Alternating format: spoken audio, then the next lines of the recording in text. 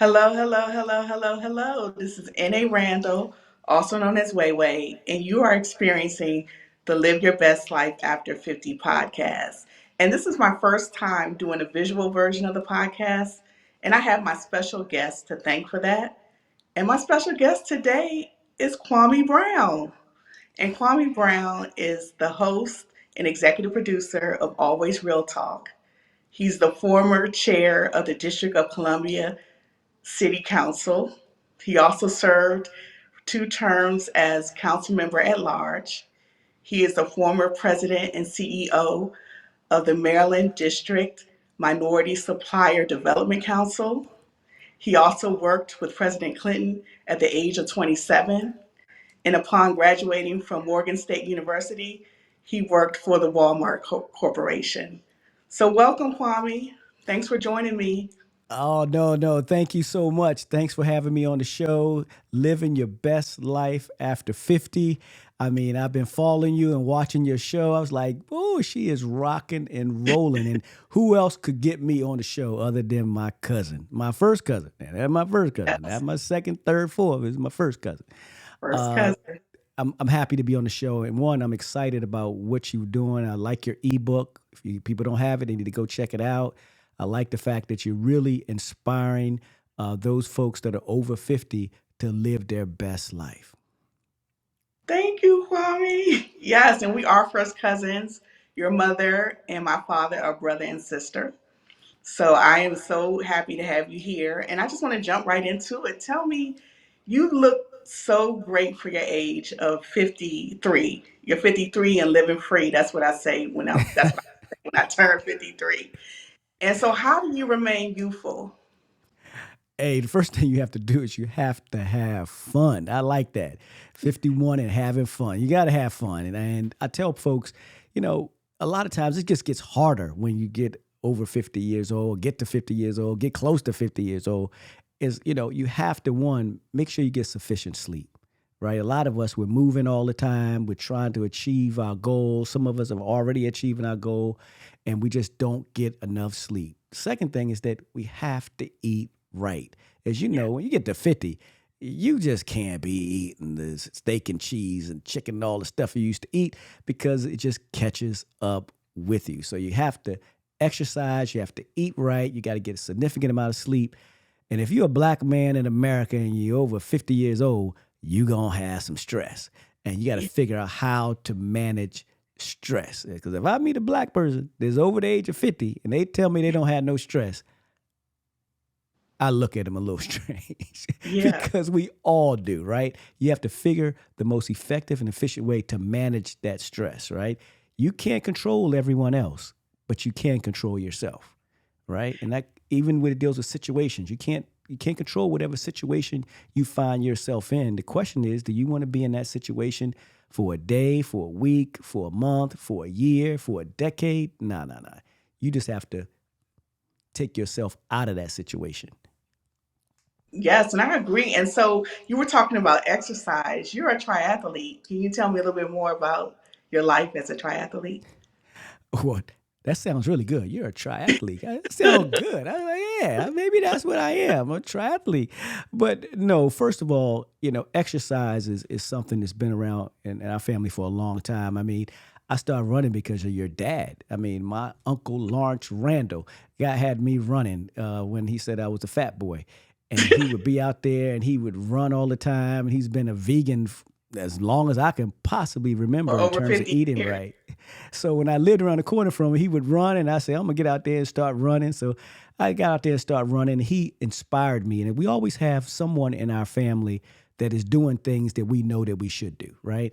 And we Yes. always impressed with what they're doing, whether it's exercise, whether it's eating right, whether it's loving God the way you should, whether it's starting a business. We always have someone in our family that inspires us, and sometimes we just don't do it. Well, I started to run, and I thought I was doing something, and he told me how he ran marathons. So then I said, I got to go run me a Mhm. marathon.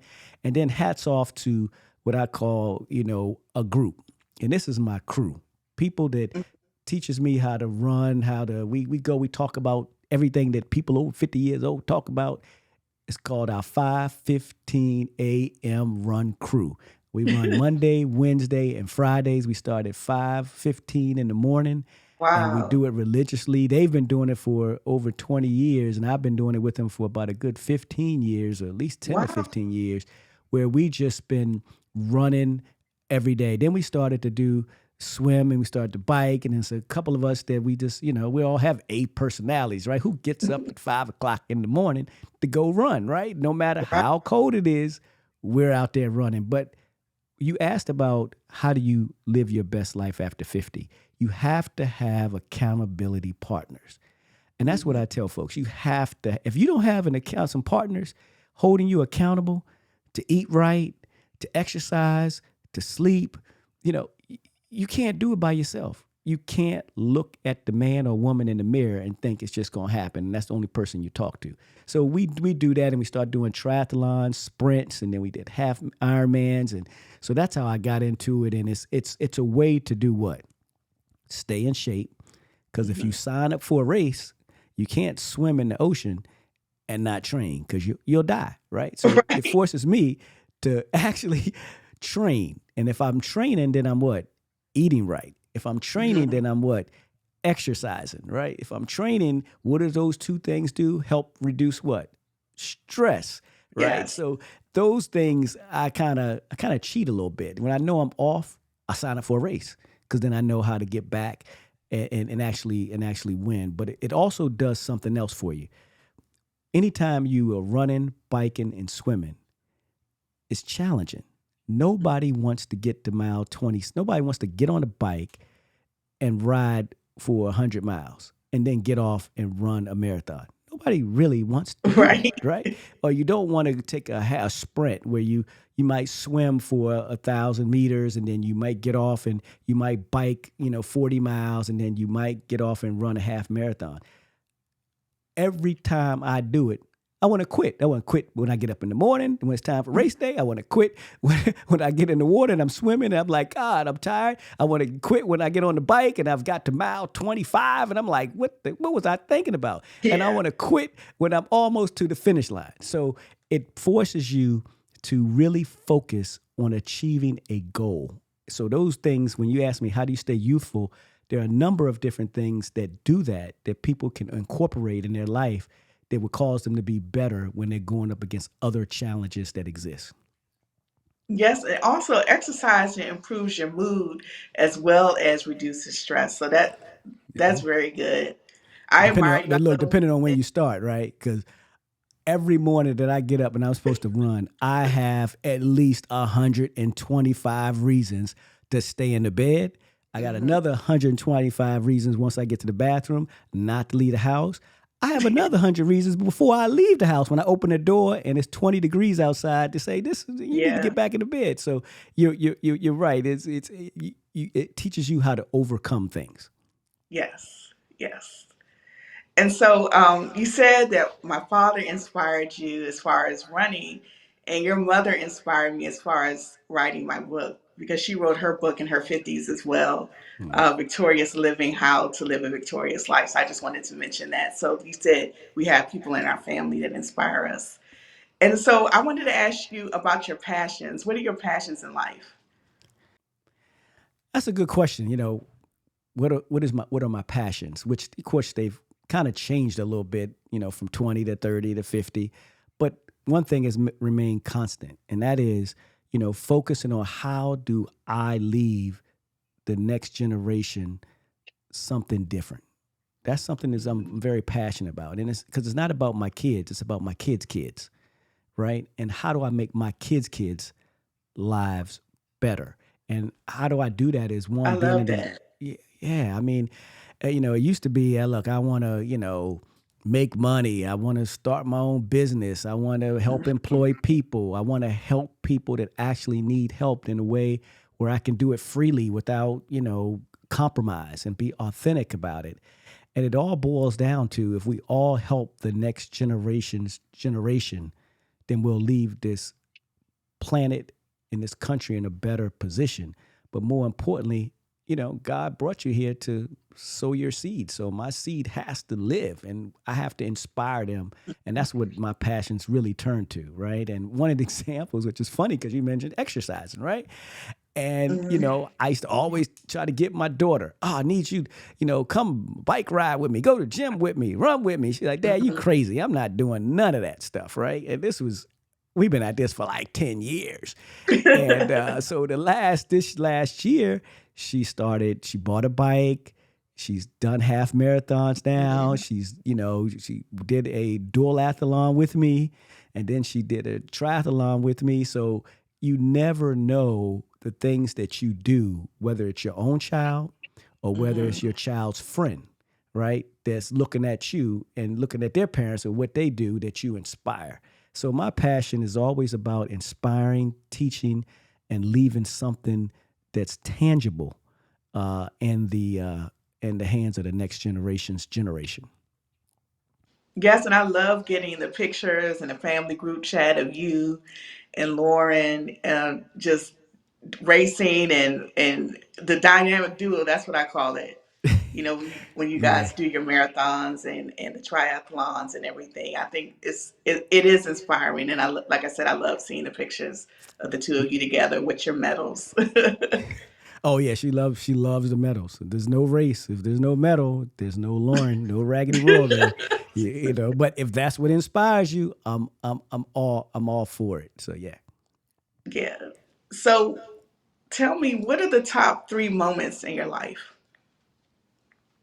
Top three moments. Yeah. What when I was eating fried chicken, or what type of moments are we talking about? I mean, because I like chicken. Of your So life since you now that you're in your 50s, what, because there's more to come, but what has been your top three moments so far? well, everyone has moments, and most of the time people say, "Oh, my moment is when I graduated from high school, or I graduated from college. That was my moment." Or my moment is when I became a cheerleader, or I was the captain of the football team, or and when I start to think about it, when you just ask that question, you say, "What?" When you talk about moments, moments are very significant, and they play all types of roles in your life. And when I go back to look at those moments, those things that kind of help define who I am, my dad, Marshall Brown, as you know, passed away, who Yes. who gave his life as on the civil rights era, part of SNCC, and him and all of the SNCC crew and SNCC family, they worked so hard, and a lot of them never made a dime, right? But what they Mhm. did was open up the doors to allow us to do what we're doing right now, right? And then I had a mom who was a Pentecostal pastor. So anybody know about Pentecostal church? They in church a long time. That's the first thing. Yeah. But they are definitely Holy Ghost bound. So I got a lot of different blood all up in me, right? So my Mhm. passion runs deep from my mom and my dad. So that's one of the things that inspire me and I'm passionate about is making sure that I could continue the legacy that they both had and a level in terms of what they had, or even higher and even greater.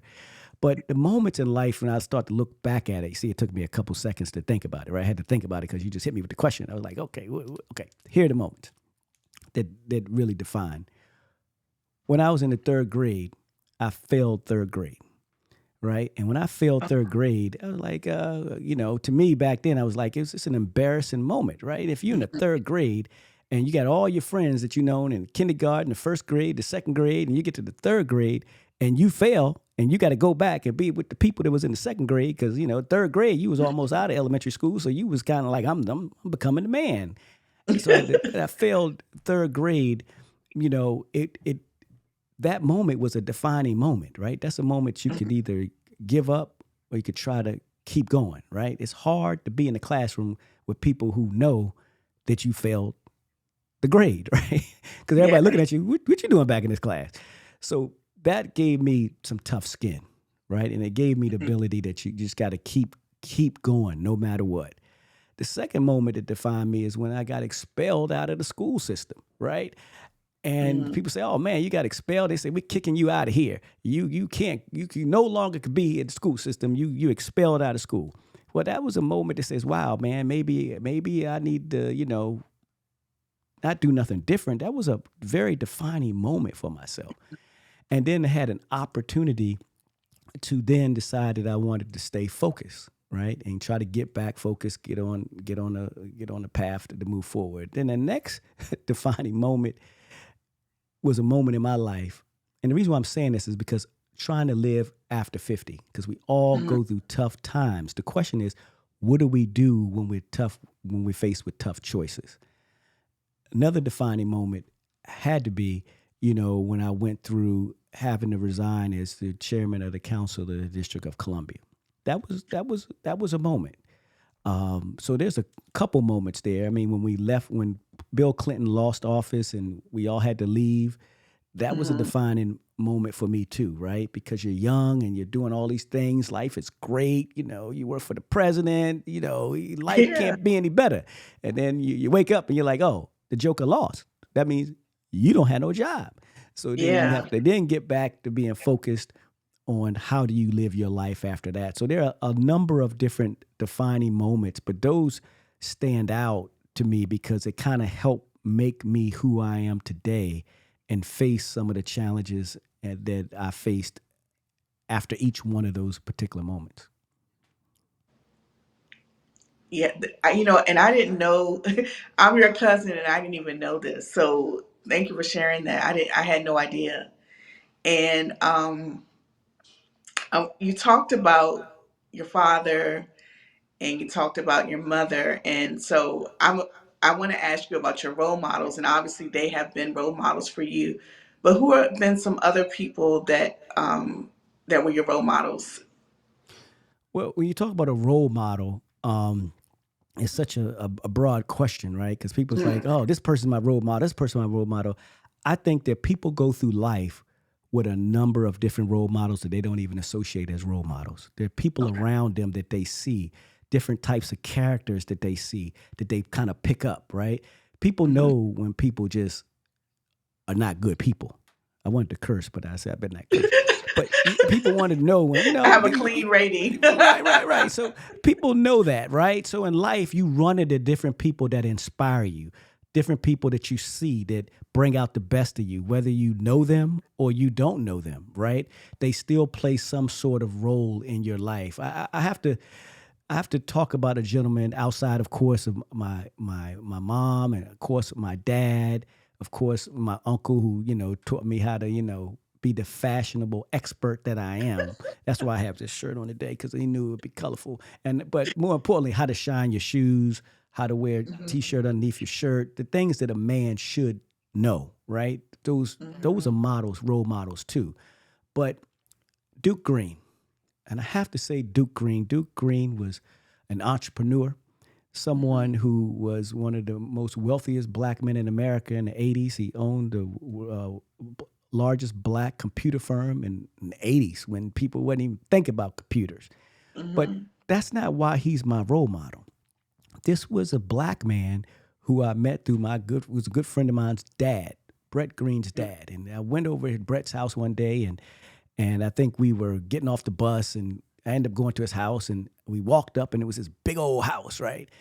And I was like, black people live in these big old houses? I didn't know who house we going to, right?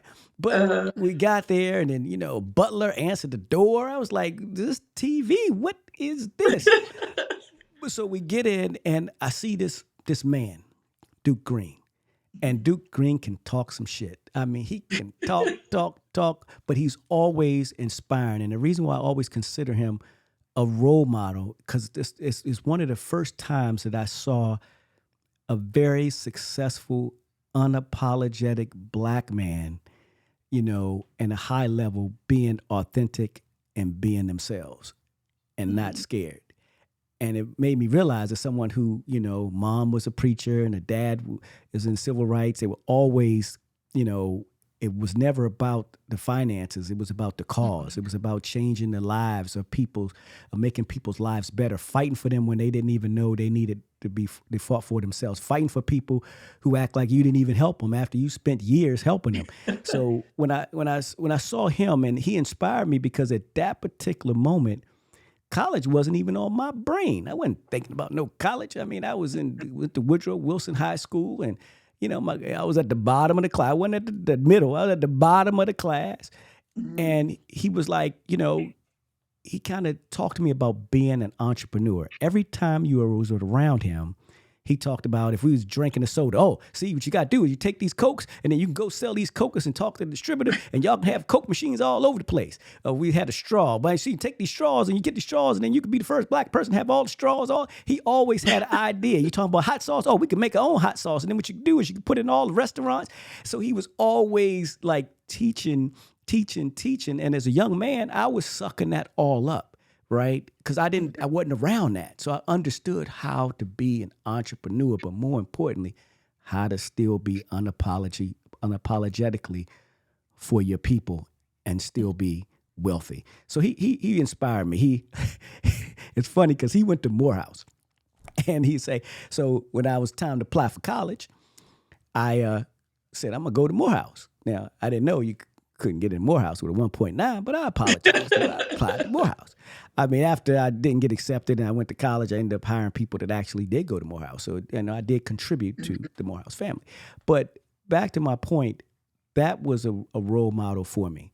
Another one was his mom. And the reason why she was a role model, I call her a role model because role models aren't what you see. Role models aren't what you hear. Role models is what they do to leave something in you that you can leave to someone else. And I remember we were all, drinking because, we was drinking in high school. I can say it now, I'm 50. We were all drinking. We get nice and drunk. And his mom called and said, hey, you need to go see these people at Talladega College because I promised them that we have some people coming in. They're coming to D.C. They're going to recruit people. So we got up and we went to this college thing at 9:00 in the morning. I mean, bloodshot, eyes red. And we walked in there. It was like 6 of us, all still hungover from, the night before. And they talked about Talladega and they made you sign this form and sign these sheets, sign in. Because, you go to a place, you got to sign in, right? So we went in and signed my name, blah, blah, blah, blah, blah, blah. And about a month later, I got a letter in the mail and it said, you've been accepted to Talladega College. So that's how I got to Talladega College. But the moment was she took time to make sure that everyone that was in that circle had an opportunity to actually talk to a college that would accept them. And little did I know, that wasn't even on my mindset, but God put it in her heart to make sure that it happened. So that was a very defining moment because I got into college. And not only did I get into college, but I went there in my first year, I was on the dean's list. So, I had never been on the dean's list in my whole life. This is a guy who failed 3rd grade. I'm on the dean's list. And I get a scholarship. They gave me some money for being on the dean's list, for being smart. I had like a 3.8. And you couldn't tell me nothing. I thought everyone else was dumb. I had a 3.8. But that was a defining moment because at that moment, HBCU, Talladega College, Talladega, Alabama, it defined my thought process about what I can do, what I can achieve. So that was another moment or a role model that her actions and what she did, because she didn't have to do it, right? She'd be like, man, right. I can't send Kwame Brown to see these people at Talladega. This boy barely got a 2.0. Mm-hmm. But she did it anyway. And that's what teaches me every single day, even after 50, to do more. That's why I had my college tours. People was wondering why I was taking all these kids to college. And they was like, I didn't take the top people. I took the people at the bottom. Right. And they like, why is he always taking these people at the bottom? And they got the guidance counselors didn't even want to give us their transcripts because they was laughing like, them people ain't going to never get to college. But we got over 400 or 500 kids in college. And that's the reason why I did it. And that's why I consider her a role model, because she instilled something in me that I was able to give to someone else. And hopefully those people that graduated can look back one day and do it for the next generation. Yeah, and I remember when you did the college roundup. That was awesome. Yeah, we did it year after year after year. Yep. The other thing about Talladega is that's where you met your wife. That's right. That's where I met her the first day, first hour. I wasn't there. I barely unpacked. I remember my dad dropped me off, and we never drove that far in the car together in my entire life. Matter of fact, my dad didn't have a car till I was like in 11th grade. And Uh, so he drove me down there, and I didn't know my dad could drive that far because I ain't never really seen him drive. And we got all the way down to Talladega. It took us, I don't know, 3 days a week. I don't know. It felt like it took us forever to get there, but we got there, and we went upstairs. He dropped me off. And so we went, took our stuff. Everybody's been to college. You know, you take your stuff up to the dorm, and everybody's taking stuff up to the dorm. And I put it in my room. And then he said, okay, see you later. And he got in the car and left. That was a defining moment for me because I watched the car pull off within 30 minutes of dropping my stuff off, and he was gone. And here was a DC boy at Talladega in the woods with like $120 and some banana bread from my Aunt Polly, and I'm yeah. sitting there by myself. So that had to be a defining moment in my life that helped me understand. But once again, when you fail the third grade, when you go through these trials and tribulations, it's not one thing, it's a number of different things that you do that prepare you for moments when you're actually in them. And that's why I try to tell young folks all the time, you know, you can't let these young folks quit. You can't let young folks give up. They can make 10 mistakes. As long as they learn from them, they're going to be better off when they become adults. Yes. Yes. So, Kwame, tell me, This is fun, by you're the way. This is answering fun. like This is everything. I fun. love the way This is you're fun. answering the questions. But I want to know, what is a goal that you still want to achieve? Wow. When you get 50, sometimes people be like, I'm done. Yeah, I'm Yeah. done. I'm trying to retire, right? The goal that I still want to achieve is what I've always had a passion for, and that's making sure that you give back to others, making sure you run successful businesses, making sure you put yourself in a situation where your family and your kids are better off than you were. So when you leave, that you've taught them the life lessons necessary to be successful, whether you're there or not. I mean, I still want to, do over 50. I'm still want to do an Ironman next year. I still want to do a Right. couple half Ironmans next year. I still want to exercise as much as I can, 2-3 times a week. I still want to eat right. It gets kind of hard because I like to eat, and I like to eat, but I try to cut that out more. Um, Mhm. and now I'm really focused on substance abuse and mental health, Okay. because in our community, substance abuse and mental health is a problem that we don't talk about often. Mhm. And that's why I'm proud to be part of a substance abuse agency, a mental health agency, where I'm able to help people by providing services that allow them to be a better version of themselves. So that's, where I'm at now in my life. That's probably what's giving me the most passion when I walk in and we got our nurses, we got our therapists.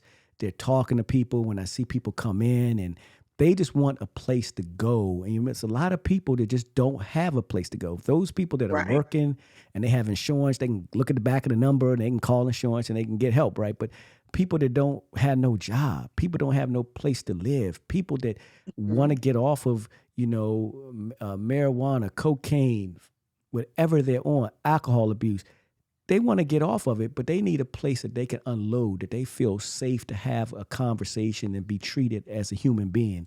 And that's why Creative Pathways is something that is my next mission in life, is to be the best provider of those services for people in Washington, D.C. So that's is nothing. It's always a challenge, right? Every time you try to do it, Right. it's always a roadblock. And most of the time, it's somebody look like me that's in the way.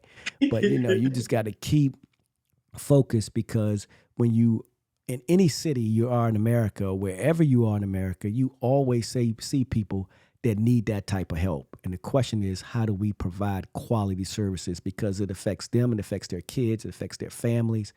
And so that's my new passion, and that's what I've been focused on for the last couple of years. Okay. So you talked about defining moments when I asked you about your three top moments in your life. But I do have the question, so far, you're 53. What has been the most difficult thing that you've had to overcome, and how did you overcome it? Well, I like the fact that you keep saying I'm 53. It's such a beautiful thing. You just roll it off your mouth. Um, the most difficult thing to overcome is probably something that I really didn't have any control Mm-hmm. And that probably would happen to be um, would probably happen over 12 years. I guess it's almost 12 years ago now that I resigned. This is real talk, so I got to keep it real. Yeah. And being able to having to resign, that was difficult. It was challenging and it was difficult. At the same time, it was one of the most rewarding things that happened to me. Yeah. Wow. So how do you overcome it, right? You said, well, that was the Mm-hmm. second part of your question. I know you're like, well, what about the second part of my question? How'd you overcome it? Well, remember, that's why I always started off and overcome stuff, especially that challenging situations. I Mm-hmm. just go back to the third grade. I just, Okay. I go back to moments of being expelled. I go back to, trying to figure out how you're going to graduate from high school and go to summer school so you can walk across that stage to make your mama and daddy proud. I mean, those things, all those different moments piled up. And then I had to stop and just realize that, when you give it all you have and you've affected the lives of so many people and you've helped Mm-hmm. so many people, I'm good. I mean, that moment wasn't, the best, having that job wasn't the best thing that ever happened to me in my life. You mentioned earlier, I mean, I had an opportunity. I lived a wonderful life. I had the opportunity to work for the Mm-hmm. Walmart Corporation, stockbroker at Citibank at First Union. I had the opportunity to run the Maryland DC Council. We did over $1 billion in transactions for minority businesses, and I had the chance to work for President Clinton, and we did a lot of phenomenal work there. So when I got to the council, it wasn't that I needed just a job. I did it because I wanted to have the passion to help people. And I just, quite frankly, I got tired of listening to these politicians just lie. I want to help the kids. Everybody want to do this stuff, but they ain't doing nothing. So I Right. decided, well, I just run for office, right? And I'm gonna run against the guy on TV. So I decided to run against the guy on TV. And then they told me you can't run against the guy on TV because no one's ever one that lived in that part of the city where you lived at. And then it's like, and then no one's ever graduated from the Marion Barry Youth Leadership Institute. There's been I kept hearing all this stuff change. Put Mm-hmm. Brown on there, don't put Kwame on there. And I just said, you know what? This election is more than about me, right? It was about breaking through for the next generation, right? So I realized I could easily quit, right? And be like, okay, you know what? I don't want to do all this, but that's what most people do. And I decided just to keep forging through and being successful when I didn't have no money. And I was running against someone with $1 million. I had no money. Right. I had nothing. I had your nickels, your uncle, my uncle's nickels, and my mama nickels. So getting, that was probably, a way to say, hey, you can overcome stuff. So because I was able to achieve so much as an elected official, and I'll say that now. Most time people, I say it, I did a lot. I think that I probably helped create more millionaires next to Marion Barry, especially black ones, in Mm-hmm. this city, right? And sometimes people try to erase the history of what people of color have done, right? Act like it don't exist. But I know what I've done. So when it was time to leave, I said, you know what, it was good, but it was very difficult and very challenging because I had kids. You see, Right. a lot of people, they just say stuff and they don't think about the effect that it has on kids. I got a daughter, I got a son. They were both very young, but at the same time, they Mm-hmm. could understand what's going on. That was probably more difficult than anything else. My wife having to deal with that. I mean, that probably was the most difficult thing to overcome than everything else, right? And Right. you still had to what? Keep moving forward. You had to continue to stay positive, stay focused when everything around you was negative, when everything around you was, people love to rain with you when you're on top. But when Mm-hmm. it's raining and you can't find nobody, they want to be there, right? So that was a very difficult time and situation that I think that I was able to overcome. It's nothing like someone going to church and Mm-hmm. being elected and you talking to all these pastors. And pastors come to you because they want to develop, they need help, and they want you to come to the church and you do all this stuff. But then when you get in that trouble, not one of them Mm-hmm. pastors called my house. Not one of them called to say, Ah. hey man, you need some food, you need something to eat. Not Mm-hmm. one of them ministers ever called to say, am I going to pray for you? Those are when things get tough. When you be like, you know what, really? And so sometimes you have to pick your own self up. You can't depend on no one else. And I didn't do it because I'm stronger than anyone else. I did it because I have been through challenging times that taught me that this was nothing new. This is just another phase. It's almost like, you riding a bike. You learn how to ride a bike. You keep falling off. You keep falling. You keep Mhm. falling. And finally you start pedaling. And the more you pedal, the faster you go. And that's how it was for me. And I have to say, and I've told you before, I've said it to you, but I want to say it publicly. I admire how you've been so resilient, how you've bounced back, how positive you are, that that you have the always real talk, that you kept moving forward. And obviously, things can be devastating for people and you have to have the time to grieve, but you didn't stay stuck. You didn't stay there. I know the phone wasn't ringing as much as it was ringing before. Some people just kind of disappeared, but you have always still remained just a person that I've seen your strength. I've admired. I can't say enough how much I admire that you have developed and created a new life for yourself and didn't stay stuck because I used to be on the council. I resigned. Life is over. You never went there. So I just wanted to just to say acknowledge that. No, no, And I thank you. just But God, you know what I'm saying? I mean, yeah. that's the thing is God. And today we don't like to talk about God. We got all these kids running around here, they don't have the fear of God. They don't have a relationship with God. Now, you might call God whatever you want to call God, but God is still God. And if you can trust God and believe in God, you could get through anything. And a lot of times people just don't. We just, so I appreciate you. I appreciate you saying that, but it wasn't me. It was definitely, you know what it was? It was my praying grandmama. It was my praying great aunt Dum Dum. It was my praying, aunt Polly. It was, my praying mother. I think I really believe this now. God was like, you know what? This boy, man, he all messed up, but they got a praying mother up there to say, I'm doing this for her. Or I'm doing this for Right. them. Or I'm taking care of them just for them. And so I believe that. I know it's funny, but I do believe that prayer works. And I do believe It that does you work. have to have a fear of God. And God just was able to bless me because I think God knows your heart. I remember Kwame. It was so long ago. This is so long ago, but when I used to work for a major cable network, and I was having problems on the job, and I came to see you. I came to see you in your office. You were in office at the time, and I said, how do you do it? I said, I know people are always, after you and want things from you. And how do you stay, positive? How do you keep going on this job? I said, I don't know. I was like practically in tears coming to you. I didn't know what. And you just told me, and again, I just stopped by your office. You let me in. I know you were a busy man, but you let me in and I was there. And because I just happened to be in the neighborhood that day. And you told me, you talked about Aunt Harriet. You said she knew what she was doing. It's God. You have to rely on God. You have to go there. You have to have that relationship in order to persevere. And I always remember that. You probably don't even remember when I came up there, but Look, I you helped remember. me that I, day. I definitely, because my cuz came to the office.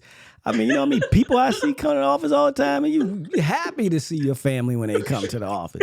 You like, wait, what the family want? Let me help the family. I mean, that's what happens. People spend so much time helping so many other people and don't even Yeah. help their family. I honestly believe charity starts at home, right? If you Hmm. can't help your family, don't be out there talking about you trying to help me. You're not helping your family. You better Right. look at someone funny if they helping you and they not helping your family. You better one eye look at them. Exactly. So, do you miss being on the council? We having a council conversation. I love you, cuz. While we're on the subject, I thought I asked.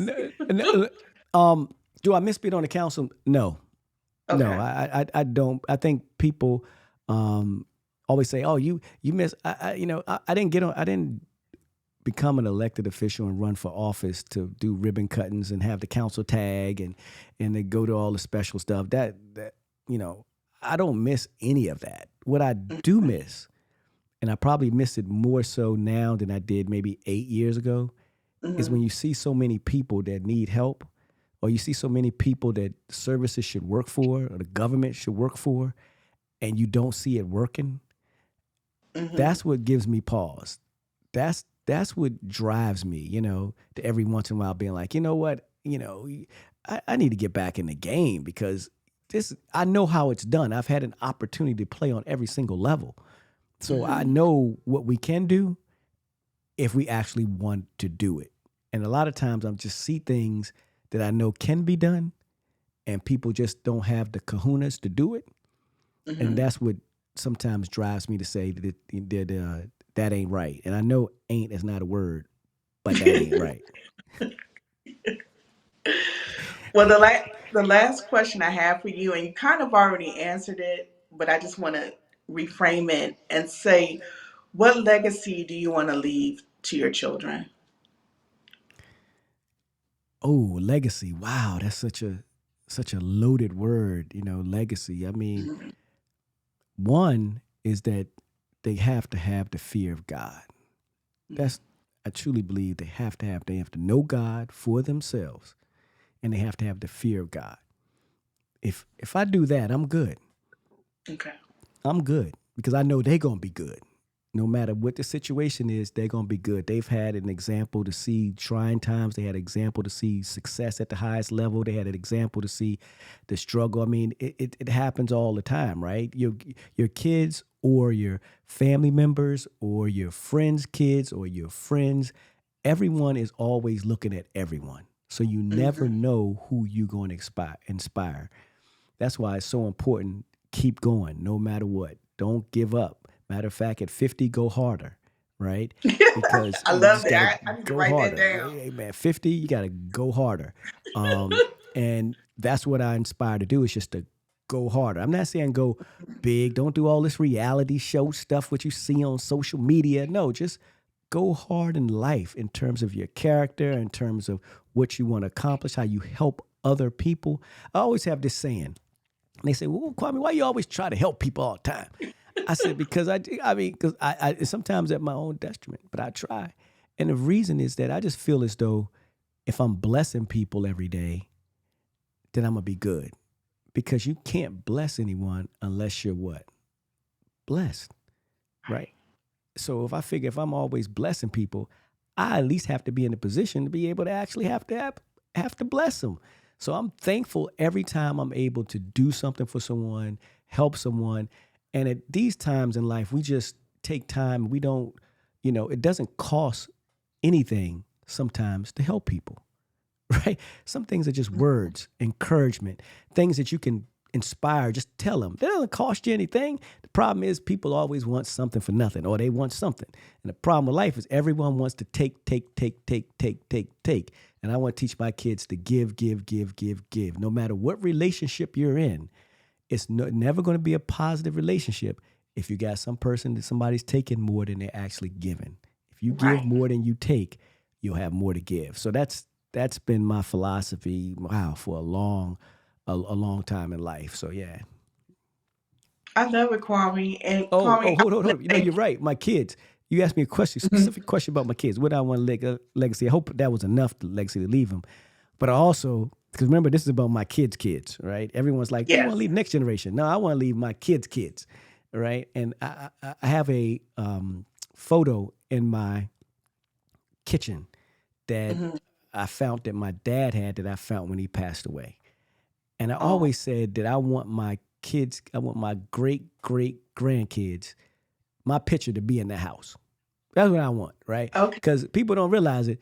Two generations now, people forget all about you. They don't know who you are, Right. and it's right. So that means you didn't do enough to inspire your family to think that much of you to make sure that you are part of their legacy 3 to 4 generations down the road. And that's what I want to leave to my kids is the ability that they can look up like I happen to today. I have in my kitchen, I have my dad's great grandparents, and it's two of Wow. them, and I have both of them. They're in one picture sitting on the porch, and they was born slave. And I have Wow. their names, I have the years they were born. And then I have my grandfather, George Mhm. Randall. I have him on my wall. And they say, why is it on my wall? Because my kids get to see their great grandfather, then they get to see their great, great, great, great, great grandparents. And I always Yeah. want them to know that these people left a legacy in the Yes. earth. And this is why we're here, right? So every Mhm. time I walk by and I see my grandfather picture, I look at him and I be thinking he probably looking at, what you doing? What you doing? What you doing? What you doing? So And that's oh, that's a oh, picture of you and him together. yeah. I had the picture of Yeah. him together, and in my kitchen I have my great great great grandparents who were slaves, and they're sitting there. And every time I'm in the kitchen, and I like to eat, so we're always in the kitchen. We're a black family, and black families are always in the kitchen. You come over my house, where you at? In the kitchen. So every time they're in the kitchen, you get to look up on that wall, and that's what you can see. Those people gave so much for me to Yeah. be here today that I can't give up after 50, right? I can't give up after 50. I have the ability to eat right where they had the ability to eat whatever was given to them. I Mhm. have the ability to actually get out there and exercise where they man they had time to exercise. They was working all day long, 2, 3 jobs just to make it work, just to make things. She had food on the table. I have the ability to say, you know what, that's not what I want to do. They didn't have the ability to say that's what they want, because they needed to do whatever they could get in order to Right. provide for their family. So every time I see that and I see 50 and think 50, 50 is just the beginning, right? And I see some of them that passed away at 67. Some of them passed away a little bit later than that. I have the responsibility to say, hey, I'm going to outlive them based on some of the things that I'm going to do better because I have better opportunity and better choices and better healthcare options that's available to me. So my goal is to live longer than everyone. Like I told my kids, their job is to be, my son says, I'm taller than you. I said, your job is to be taller, faster. You're supposed to be taller, faster, smarter, and make more money than me. And if you don't, Yeah. then I failed as a dad. Like Exactly. I'm a loser. I'm a loser. If you don't do that, you just call me a loser. Say your dad's a loser.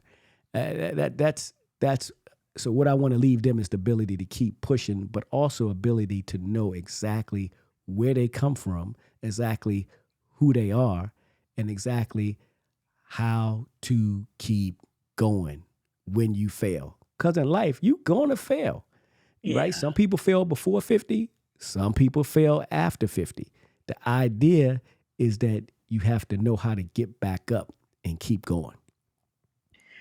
And I just want to say, you brought up our grandfather George Randall, and he was a photographer. Yeah. And we're all touched by photography in some way. We're in the media. We do, Che, your brother, he does photography. My father does photography. You're doing video media. We all have that legacy that he left us, so. And I just thought about that just now because I know that Yeah. picture of you and him together. He's holding his camera in that picture. So, Oh yeah, yes, right. He's holding the camera, and I have a camera, some camera. I don't know where I got it from, but I thought it was like one of his old cameras that I have. Oh yeah, I do have it. I found it at my mom's house, an old camera, and I still have that camera. I told her I need to get it to your dad so he wow. could see it, but I still have that camera. I mean, it's as a black man in America, no matter what you go through, and we always told you gotta be tough, you gotta be tough, you gotta get up, don't cry, keep moving, blah blah blah. And I teach my sons, sometimes you're gonna fall, and sometimes you cry. That don't mean it's tears. I cry, Yeah, but it ain't no tears. I could be crying inside, you don't know it. So every man, it's okay to let it out. I ain't saying tears. You can yeah, just let it out. If you got tears, let the tears out. If you don't got no tears, if a black man tell me he don't cry, I tell him he lying.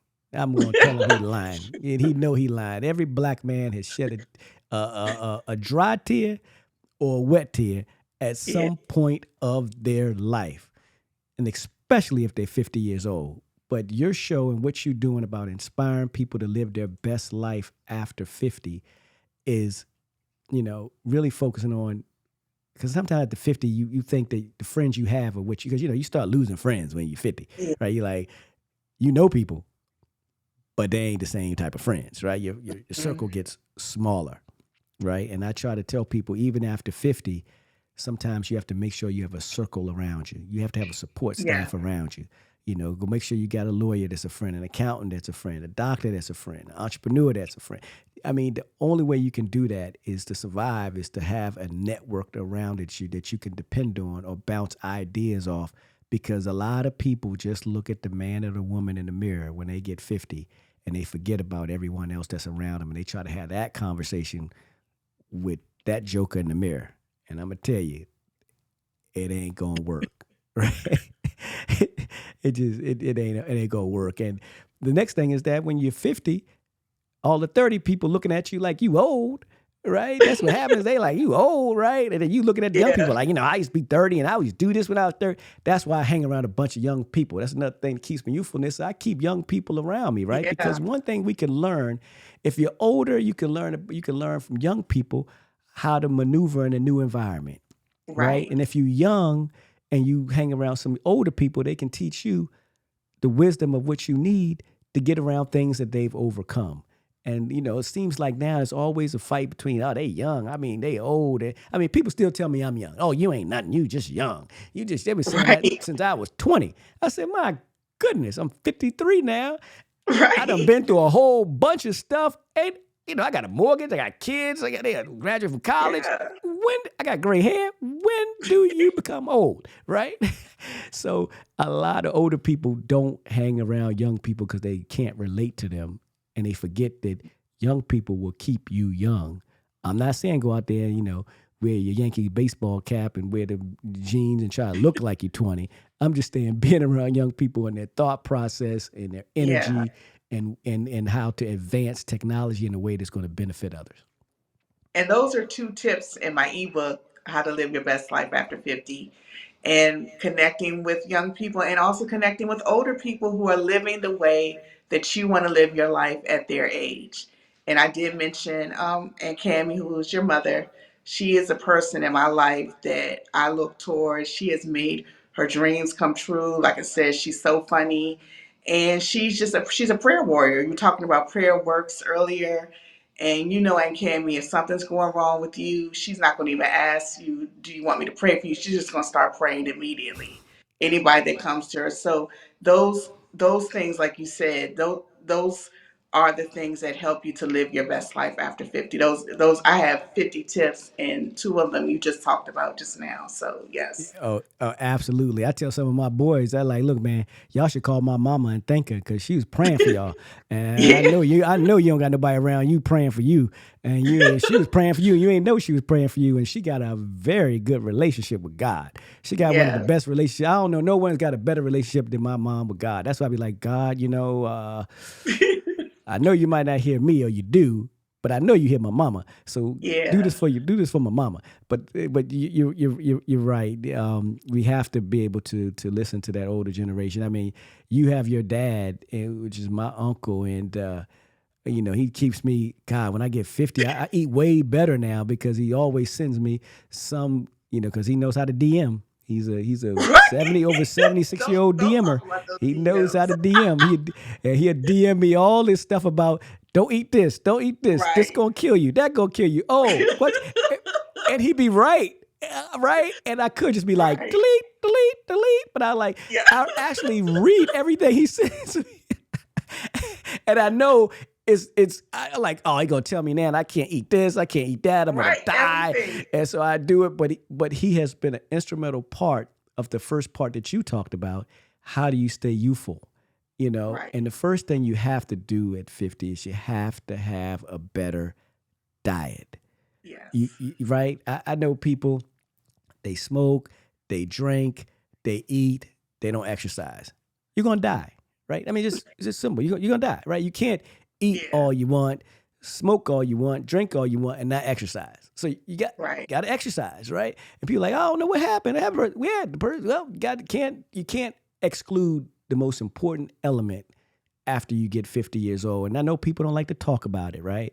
But it's Hmm. so important because you wait till you're 70 and say you're gonna eat right. It Right.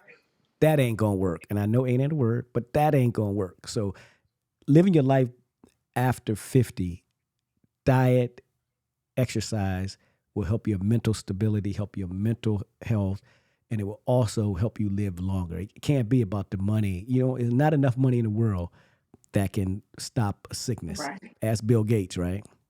I mean, Mm, not Bill Gates, ask Steve Jobs. He would have gave all his money for 6 months to live 6 months longer. right. So money's not going to do it. We have to teach people, especially after 50, if you haven't flipped the switch, you have to flip the switch. Eat, walk, do something that can make you better in life. Yes, that's why I had you on this show. Look, I just feel like we just having a video comment, like I'm FaceTiming, right? Right. People are like, why you keep looking over there? Because FaceTime, you just be looking at people, then you look back at the camera, and you look at people, you look like. But go get her ebook. You gotta go download her ebook. It is a great ebook. Go down, tell your friends. Matter of fact, it's Christmas time, right? So Christmas time coming up for those that celebrate Christmas, or if you celebrate a holiday, I know you still give a gift. So you might not celebrate Christmas, but I know you still be giving some gifts on the 25th. And when you give one, give an ebook. Download the ebook. Give them whatever you got to do to get the ebook. Tell them to go get the ebook. How about that, cuz? Thank you, Kwame. Thank you. And it's called How to Get That 50 Plus Glow, 50 Ways to Live Your Best Life After 50. So I thank you. And I thank you. You're the reason why I have this visual podcast. I want to thank you for that as well. And just, Kwame, just keep doing what you're doing. I mean, like I said, you've always been an inspiration to me. And before we go, I just want to tell one story. I'm not supposed to say that you're my favorite cousin, but That's right. we I'm the favorite cousin. I heard that. I heard that. I got it on video too. But one reason why you are is because we went to the same high school. We went to Wilson and Woodrow Wilson. That's what it was called at the time. We went to Wilson, and you were 1 year ahead of me. And I remember my mother used to give me $10 a week for lunch. Can you believe $10? You could get a week's worth of lunch for $10. So the lunch at school cost 50 cents, but we could go off campus and go to McDonald's. There was a McDonald's, there was a Popeyes. So I would go to McDonald's and I would get the same thing all the time because it cost $2.56. And it was a hamburger, a medium fry, and a medium drink. And it was all 256. And then if I ever saw you in McDonald's and you were in there at the same time, if we were in there at the same time, you would say, "Cuz, get yourself a big sandwich," and you would give me some money so that I could get a Big Mac. And I always remember that. I never forgot that. So thank you, Kwame. Oh no, no. Hey, if it's always tell a story. And one, if you can't help your family, you can't help anyone. But you have people that say, I'll be all these people mentoring people. People, I got these mentors, right? And I Mm, start to say to myself, Dale Earnhardt, he was a race car driver, right? okay. When it come to our people, they want to talk to you, they want to philosophize, they want to tell you how it was in 1970 and 80 and 2000, 2010, and they want to tell you how they got all this, they got a refrigerator. You thirsty now you thirsty, and you talking to them, and they telling you how they got the refrigerator, how it's filled with Diet Coke or water, and it's in there, and they open it up, and it looks so good, and you see all the water in there. You still thirsty, and they telling you one day you too can get you a refrigerator if you work hard, take you 5-6 years, and you can get you a refrigerator, and then you'll be able to open it up just like me and have a drink. And I said, you know what? I saw Dale Earnhardt Jr., and I learned this. I was able to learn this from him. He was arrogant. Some people say he was an asshole, but he was Mm, a very good race car driver, right? And his son says, I want to start racing. What did he do? He went out and got his son the best car. He got him the best pit crew. He didn't tell his son, man, in 20 years, you can be like me. No, he mm. went out and got his son everything he needed to be a successful race car driver.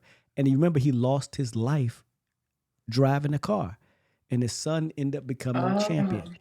And I tell that story to say, sometimes it's not about how you got the refrigerator, how you got all the Diet Coke in the refrigerator.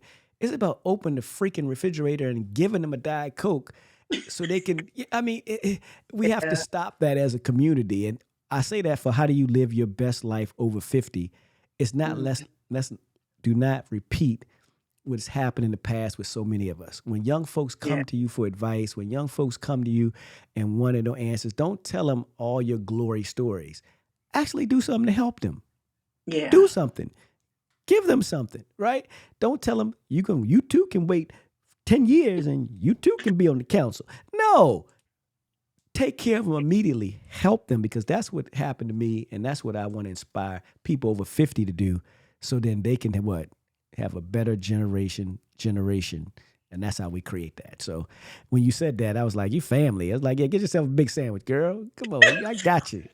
Look, you had $2, I had 10. Well, I got you. You get yourself a sandwich. Cause I'm gonna sneak on the bus on the way home. Don't worry about it. We know how to sneak. We do the bus transfer out the window. Don't worry about me getting back home. I'm good. I'm good. Yeah. Really enjoyed being on the show. I enjoyed having you. And like I say all the time on the podcast, thank you for joining us. It was an honor to have you here. Well, I'm your cousin. Since I'm your favorite cuz, you know that I'm always willing to come on. Now I'm the favorite cuz. Just for all the family that's gonna be listening, I'm the favorite cousin. Yeah. Just want to say that quietly. Quietly, I just want to say that. So thank you, Kwame. And I would love to have you back, Hey, I come anytime. back anytime, and stay tuned, because living your best life after 50. Gonna check her out. Video podcast. Tell your friends. Tell your family. Those that you think they can be inspired to be interviewed because they have a story. Of course, it's gonna be better than my story, because my story wasn't that good. But there are some people that are doing some incredible things and have some incredible things to share. DM. What's your Um, IG? my IG is 50, the number 50 plus glow.